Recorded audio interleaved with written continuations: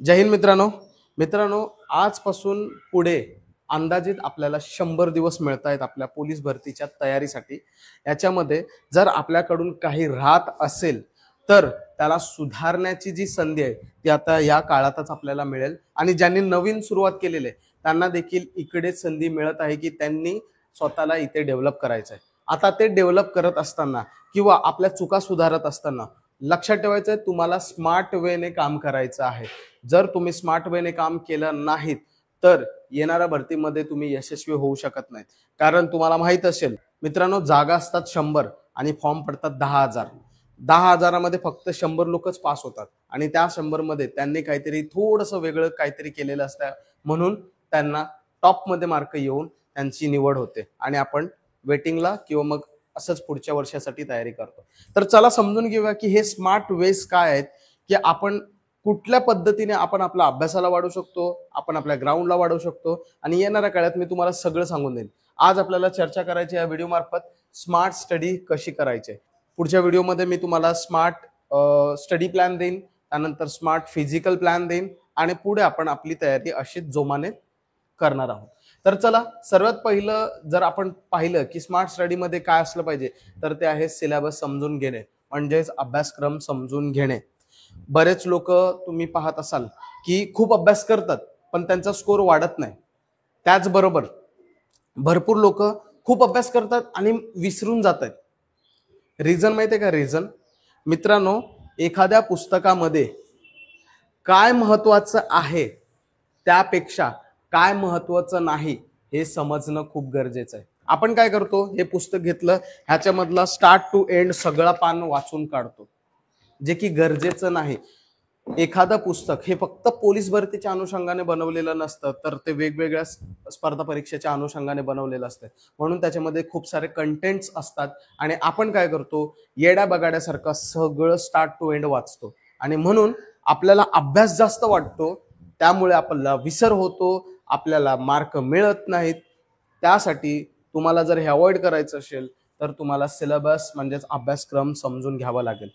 आता हे अभ्यासक्रम समजून घेत असताना मी तुम्हाला म्हणेन, तुम्हाला काय करायचंय, कोणताही घटकनिहाय प्रश्नसंच घ्यायचा आहे. उदाहरणार्थ मी समजा पोलीस भरती हा घटक प्रश्नसंच घेतलेला आहे.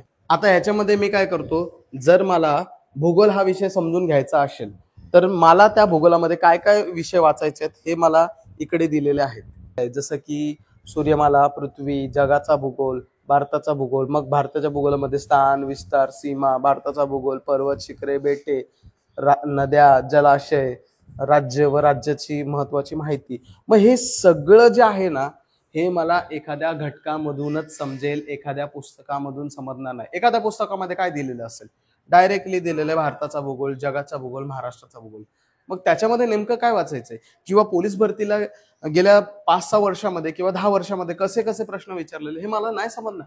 मग त्यासाठी मला एखादा प्रश्नसंच घ्यायचा आहे आणि त्या प्रश्नसंचामधून पहिलं सगळं अभ्यासक्रम समजून घ्यायचंय की पोलीस भरतीला कोणत्या पॉइंटवर, कोणत्या उपप्रकारावर, कोणत्या घटकावर, कोणत्या टॉपिकवर प्रश्न विचारले जातात. हे मला सगळं या घटकन्याय प्रश्नसंचामधून समजून घ्यावं लागेल. हे झालं स्मार्ट वे. आतापर्यंत तुम्हाला हे आयडिया कोणी दिली नसेल, पण तुम्ही डिअर पोलीस फॉलो करताय, आयडियाचा आपल्याकडे भंडारच आहे. नेक्स्ट आहे, तुम्हाला एकदा सिलेबस समजून घेतल्याच्या नंतर तुम्हाला आहे ना PYQ विश्लेषण करायचं आहे. हे ऍक्च्युली सेकंड पॉईंट दिला पाहिजे होता आणि थर्ड पॉईंट स्टडी. तुम्हाला काय करायचंय, PYQ समजून घ्यायचंय. आता PYQ समजून घेत असताना मी तुम्हाला म्हणेन की तुम्हाला हे 24,500 हे जे पुस्तक आहे ह्याचा वापर करावा लागेल. ह्याचा वापर करत असताना तुम्ही काय करायचं, पहिलं तर तुम्ही कुठला जिल्हा निवडणार आहे त्या जिल्ह्याची तुम्ही सगळी माहिती काढून घ्यायची आणि त्या जिल्ह्याला कसा प्रश्न पेपरला विचारलेला आहे ते समजून घ्यायचं.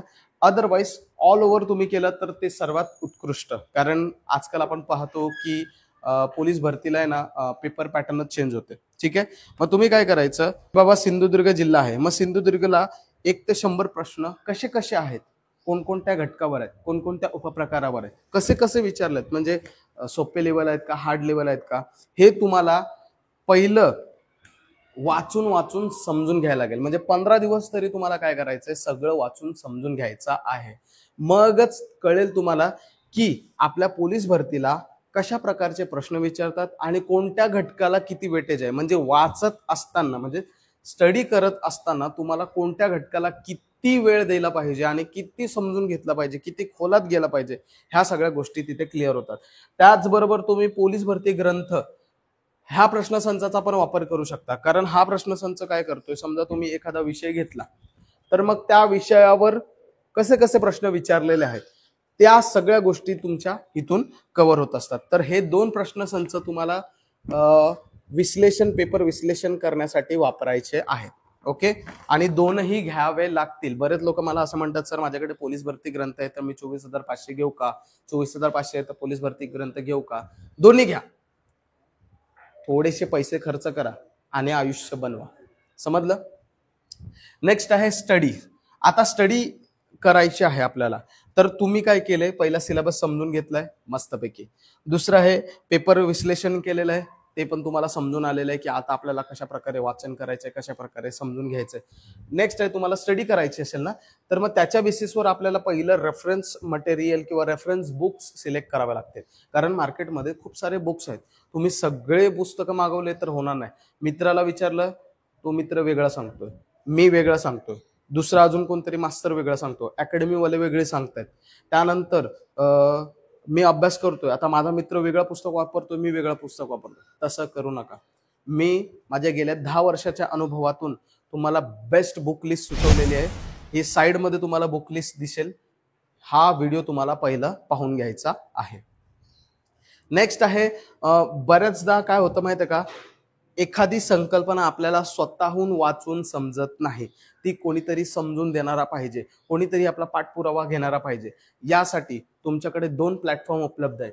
एक प्लॅटफॉर्म आहे युट्यूब, जे की तुम्हाला सगळ्या प्रकारे फ्री देते, परंतु युट्यूबवर सगळंच फ्री असेल ह्याची शाश्वती नाही. मग त्यामुळे आपल्याला काय करायला लागते, आपल्याला ऑनलाईन किंवा ऑफलाईन बॅचकडे वळावंच लागते, कारण सगळ्या गोष्टी युट्यूबवर उपलब्ध नाहीत. बऱ्यापैकी मोस्ट ऑफ केस तुम्हाला उपलब्ध होऊन जाईल, परंतु तुम्हाला ऑनलाईन किंवा ऑफलाईन बॅच लावलेली नेहमी बेटर ठरणार आहे. कारण तिथे कसं असतं, सगळं स्टार्ट टू एंड म्हणजे बेसिक टू ॲडव्हान्स सगळं असतं. ओके, तर त्याचा फायदा नेहमी होत असतो. तर ऑनलाईन बॅच किंवा ऑफलाईन बॅच क्लासेस असतील ते तुम्ही जॉईन करणं आणि तिथून तुमचा अभ्यासक्रम पूर्ण करून घेणं क्रमप्राप्त ठरते. जोपर्यंत तुमचा अभ्यासक्रम पूर्ण होणार नाही तोपर्यंत तुमचा लेखीचा स्कोर वाढणार नाही. कारण मला 100 प्रश्न सोडवताना जे मी वाचलं आहे तेच मी सोडू शकतो, जे मी वाचलंच नाही ते मी सोडवू शकत नाही. म्हणजेच लेखीला जर 60 आणि 70 मार्क पडतायत, याचा अर्थ तुमचा जो अभ्यास आहे तो 60 आणि 70 मार्कांचा झालेला आहे, त्याच्या पुढे तुमचा अभ्यास झालेला नाही. म्हणून सर्वात पहिलं तुम्हाला काय करावं लागेल, तुमचा अभ्यासक्रम संपवायला लागेल. आणि त्याच्यासाठी जे टूल्स आहेत ते आहेत रेफरन्स मटेरियल वापरणे, ऑनलाईन ऑफलाईन बॅचेस किंवा क्लासेस लावणे, आणि ज्या गोष्टी तुम्हाला ऑनलाईन ऑफलाईन शक्य होत नाहीत किंवा बऱ्याचशा गोष्टी आपल्याला होत नाहीत, मग ते तुम्हाला युट्यूबच्या माध्यमातून बघायचं. नेक्स्ट स्मार्ट टूल आहे मित्रांनो, रिव्हिजनचे सेशन्स ठेवणे. बघा मित्रांनो, तुमचं काय झालंय माहितीये का, तुम्ही अभ्यासच चालू आहे, पण त्याची जी रिव्हिजन होणे गरजेचे आहे ती तुमच्याकडून होत नाही. आणि परिणामी काय होते, तुमचा अभ्यास सगळा होतोय पण आठवत काहीच नाही. मग हे रोखायचं असेल तर तुम्हाला रिव्हिजनचे सेशन्स ठेवावे लागतील. मग सेशन्स 2 ते 3 प्रकारचे असू शकतात. एक आहे तुमचं वीकली सेशन, म्हणजे सोमवार ते शनिवार तुम्ही काय वाचलंय त्याचं रविवारी रिव्हिजन करा. म्हणजे रविवारी तुम्हाला नवीन अभ्यास न करता मागील 6 दिवसात मी काय अभ्यास केलेला आहे त्याची उजळणी करणं क्रमप्राप्त आणि अनिवार्य ठरते. नेक्स्ट आहे टॉपिक संपल्यावर त्याची रिव्हिजन करणं. आता काय करताय तुम्ही, हप्त्याने तुमचं रिव्हिजन सेशन सुरू आहे.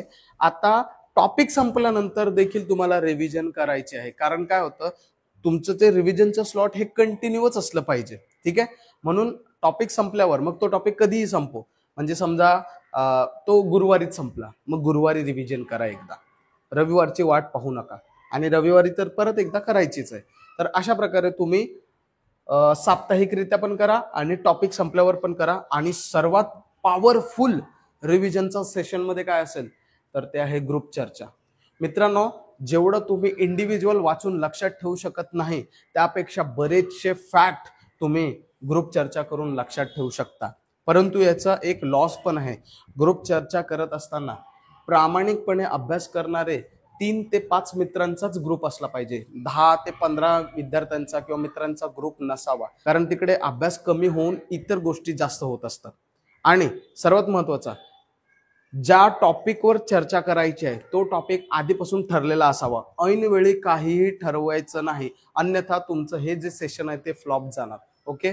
ग्रुप चर्चा जेवढा पॉवरफुल आहे ना, तेवढा तो वाईट सुद्धा आहे. कारण जर त्याच्यामध्ये टाइमपासवाली मुलं आलीत किंवा टाइमपास होत असेल तर ग्रुप चर्चेला काही अर्थ नाही. जो काही तुम्ही वेळ देणार तो सगळा फालतू जाणार. नेक्स्ट टूल आहे मित्रांनो, test yourself. Test yourself. आता ह्याच्यामध्ये 2 विद्यार्थी आहेत आपल्याकडे. एक नवीन विद्यार्थी आहेत आणि एक जुने विद्यार्थी आहेत.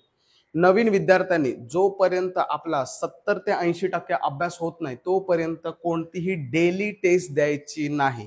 कारण काय होणार आहे माहिती आहे का, तुम्हाला 30 ते 40च मार्क पडणार आहेत किंवा हार्डली 50 मार्क पडणार आहेत, त्याच्यावरती जाणार नाही. आणि मग तुम्ही कुठेतरी एक निगेटिव्ह ह्याच्यामध्ये जाल. तर ते होऊ नये म्हणून तुम्ही काय करा, हप्त्यातून एकदा जर टेस्ट दिली तरी चालेल, पण ज्यांचा अभ्यास झालेला आहे त्यांनी डेली टेस्ट द्या. त्यांच्यासाठी मी एक वेगळा स्लॉट पण सांगितलेला आहे. त्यांनी डेली टेस्ट द्यायचं. आणि जे नवीन आहेत त्यांनी वीकली स्वतःला टार्गेट द्या आणि वीकली टेस्ट सोडवा. ठीक आहे. आणि तुम्ही टॉपिक वाईज टेस्ट देखील सोडवू शकता. म्हणजेच काय, समजा आता तुम्ही भूगोलाचा विषयाचा अभ्यास केलेला आहे, तर कुठेतरी ट्राय करा की तुम्हाला भूगोलाचे कुठे प्रश्न मिळतात का. मग ते कितीही असू देत, 30 असू देत, 50 असू देत, 100 असू देत. टाइम इथे लावणं महत्वाचं नाही. इथे काय महत्वाचं आहे, प्रश्न महत्वाचे आहेत आणि आपल्याला किती टॅकल करता येतात ते महत्वाचं आहे. तर इकडे तुम्हाला टॉपिक वाईज टेस्ट मिळेल, तर ते देखील आपल्यासाठी बेस्ट ठरणार आहे. तर मित्रांनो, अशा प्रकारे तुम्ही जर स्मार्ट स्टडी केली तर माझी गॅरंटी आहे येणाऱ्या 100 दिवसात तुमचा इतका जबरदस्त अभ्यास होईल की तुम्हाला पेपरमध्ये 80, 85, 90च मार्क दिसणार आहेत. ओके. तरी तुमच्या काही शंका असतील तुम्ही मला कमेंट करा. भेटूया नेक्स्ट व्हिडिओमध्ये. थँक्यू. जय हिंद.